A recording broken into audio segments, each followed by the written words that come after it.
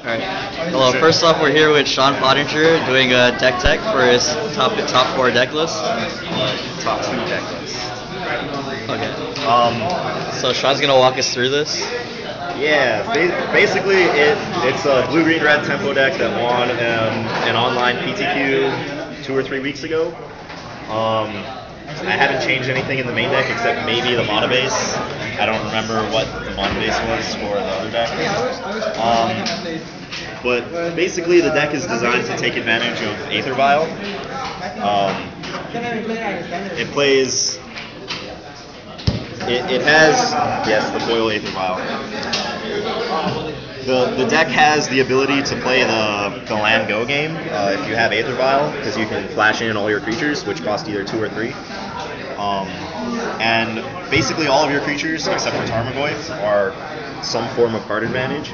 So on top of your creatures with a whole bunch of card advantage, you have just really cheap spells that Remand draws you a card, Electrolyze draws you a card, Cryptic Command usually draws you a card, Serum Visions draws you a card, and then Snapcaster Mage and Eternal Witness each functionally draw you a card.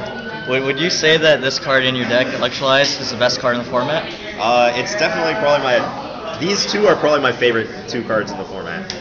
So Electrolyze is especially good right now because there's so many small creatures. Deathrite Shaman makes it really good, on top of just all of the 1 toughness dudes like birds, hierarchs, lob, stuff like that.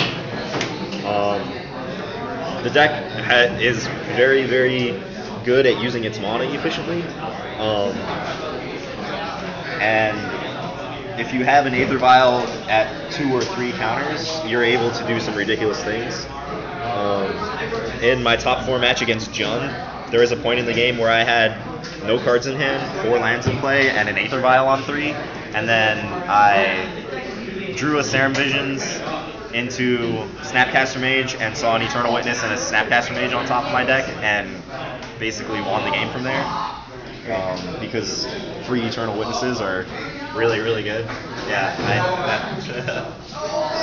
the poor Jun deck. I guess you played this in the last week's GBT also?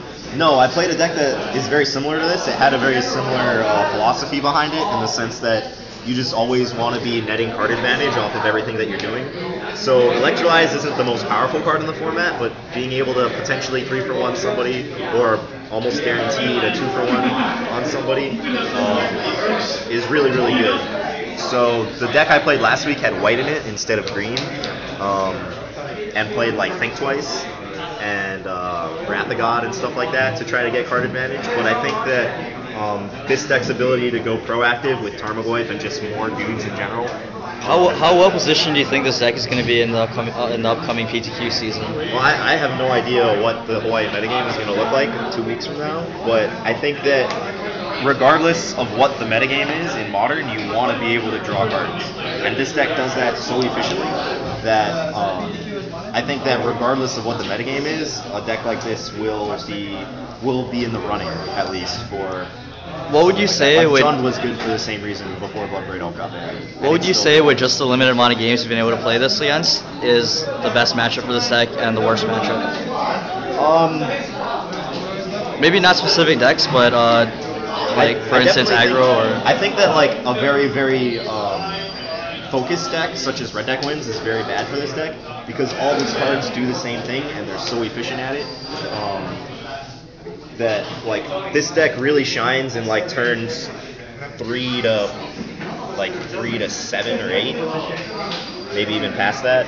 But Red Deck Wins really takes advantage of like the very beginning of the game, where this deck is like, oh, I'm playing an Aether Vial and you just cast 3 spells against me and I'm at 10. So I think Red Deck Wins would be a bad matchup for this deck. I don't know what I would say the best matchup for this deck is. Probably decks that rely on, like, it plays the attrition game so well. I think that it has a good matchup against other attrition decks like Jund, because you're just constantly 2-for-1ing people, and it allows you to play a better long game than them. So any deck that's trying to play the long game, I think that this deck can potentially do it better than that. But it really depends on how well you draw and stuff like that. Like I should have lost the game against Affinity today because my opponent wasn't aware of all of the card interactions. Okay. But decks like Affinity and Red Deck wins, I think this deck would struggle with. Okay, so one last question is, after playing it today through six rounds of Swiss, or six game matches, I guess, Yeah. is there any changes you would make to it? I think the main deck is pretty solid. I think that if, like, the Tectonic Edges are probably the only cards that I would consider changing.